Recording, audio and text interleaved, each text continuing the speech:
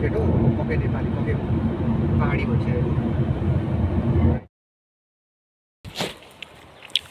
युकेको मौसम चाहिँ पुरा कन्फ्युज बनाउँदो रहेछ है।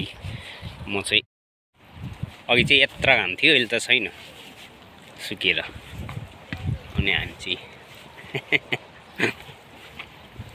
जाँदैछौँ।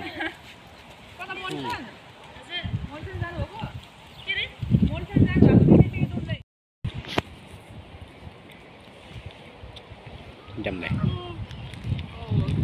ठिकै छ, राम्रै छ। भाइ के गर्नु रहेछ भिडियो? ए फोटो खिच्देऊ न दाइको साँच्ची, हाम्रो फोटो खिच्देऊ। यता कुदेको थियो यो त होइन दाइ? उता खिच्नुपर्छ होला कि अन्त यतातिर नभए उता गरौँ न त्यस्तो। यता भएन त। कोट वाटर ठाउँको नाम चाहिँ कोट, अनि वाटर भइहाल्यो यो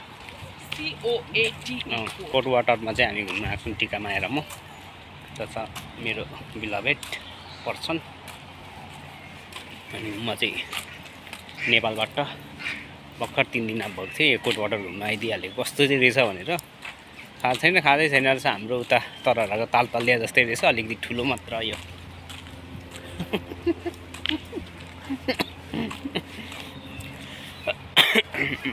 यो कोरियाको कोट वाटर गोराहरूको।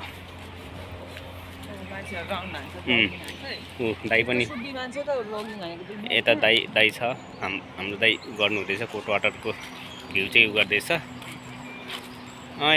ऊ हुन्छ नि त उनीहरू आफ्नो के भन्छ हेल्थको लागि, हेल्थको चाहिँ कन्सियस हुन्छ।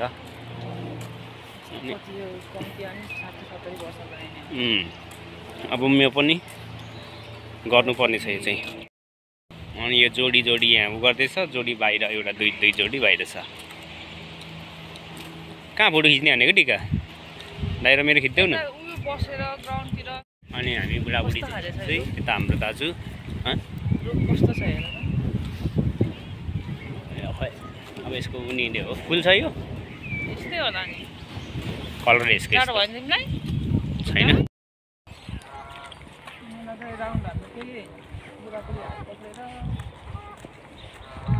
यहाँनिर फोटो राम्रो आउँदैन नि, अलिक राम्रै जस्तो देखेँ त मेरो।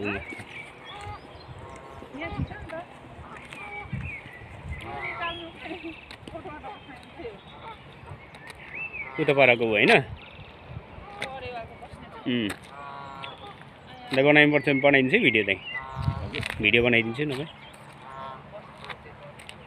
खिचिदिन्छु म नभए।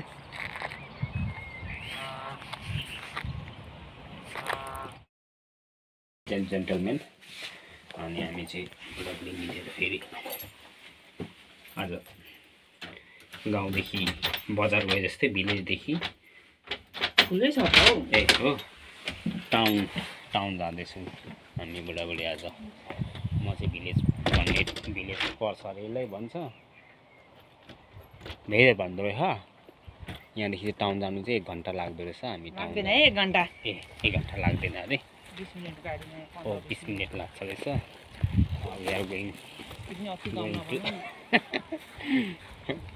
गाउँ भन्दैन कि यसलाई रेसिडेन्टल एरिया भन्छ। रेसिडेन्टल एरिया भन्छ।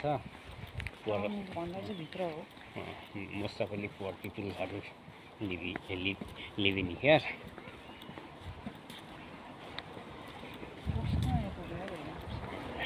We should.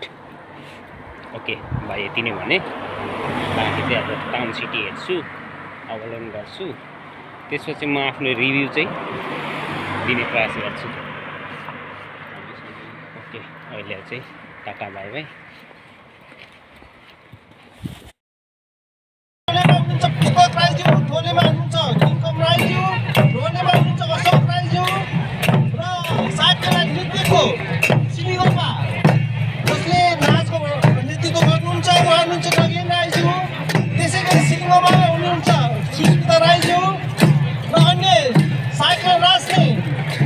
हाम्रो महानुभावहरूमा हुनुहुन्छ शिवप्रसाद राईज्यू, सिंहराज राईज्यू, नमन राईज्यू, प्रणय राईज्यू, सञ्जय राई, योगेन राई, दिपेन राई, प्रतिभा राई, पुष्पा राई, कल्पना राई, रमा राई, सत्यकला राई, लक्ष्मी राई, नरसिंह राई, सुमिमा राई, बिन्दु राई हुनुहुन्छ।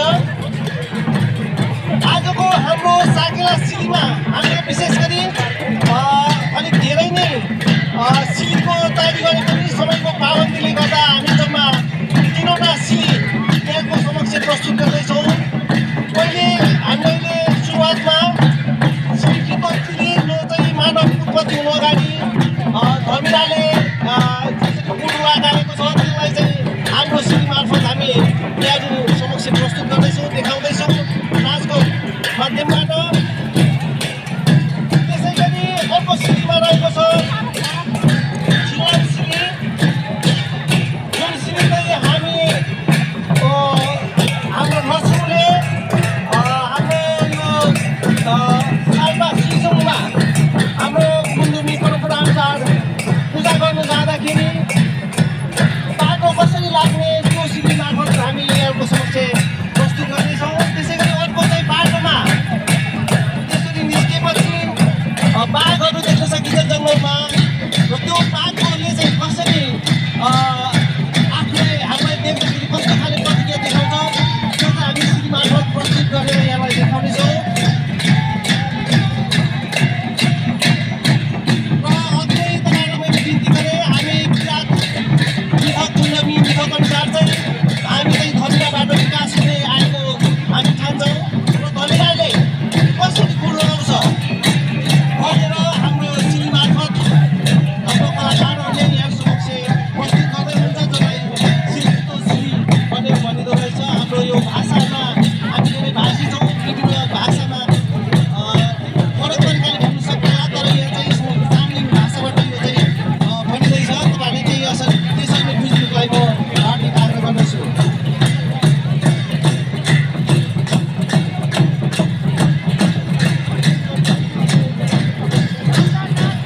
फेरि पनि यहाँको जानकारीको लागि हाम्रो आजको नक्सङ लिङ्गबहादुर राईज्यूले नक्सङको भूमिकाको निर्वाह गर्दै हुनुहुन्छ।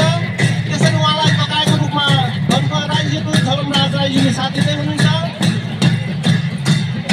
मूल ढोलेमा हुनुहुन्छ गोपाल राईज्यू, त्यसै गरी ढोलेहरूमा क्रमशः हुनुहुन्छ पुष्पक राईज्यू, किङ्कर राईज्यू, अशोक टेक्कर, सिलीप्रमुखमा हुनुहुन्छ नगेन राईज्यू, र सिलीप्रमुखमा हुनुहुन्छ सुमी राईज्यू, सुस्मिता राई, सुमी अर्थात् सुस्मिता राई। अहिले हामी प्रस्तुत गरिरहेको सिली चाहिँ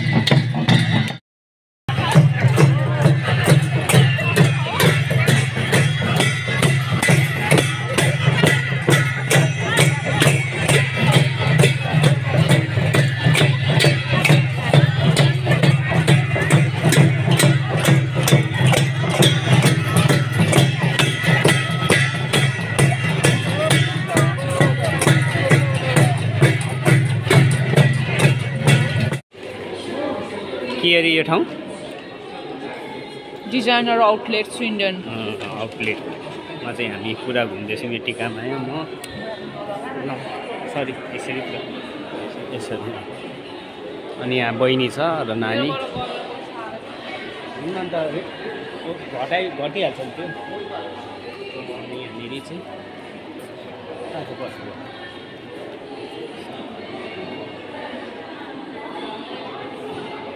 इन्डियनले भ्लग बनाइसकेको थियो, म त छोडेको छु त त्यति साह्रो गरिदिनु त। मिल्छ कि मिल्दैन फेरि भ्लग बनाउँ? रेसिडेन्ट हुन्छ नि त कुनैमा त गर्नु मिल्दैन नि त। यहाँ बुढाबुढी हुनसक्छ, अब पर्मिसन बिना अरूको फोटो पनि देखिन सक्छ नि त।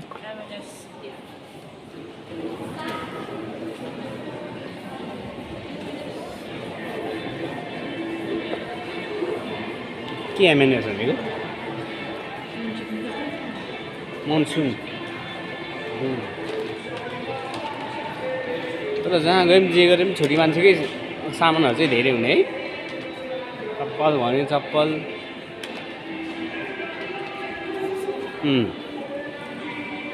लुगा भने लुगा, मेकअपको सामान भने मेकअप केटा मान्छेको मेकअपको सामानै हुँदैन।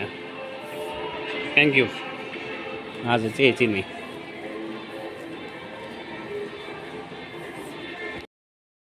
यता देख्यो फोटो खिच्न आँटेँ क्या यहाँनिर एकछिन।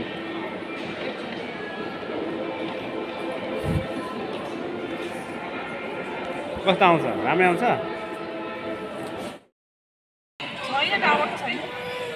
मेरो छ।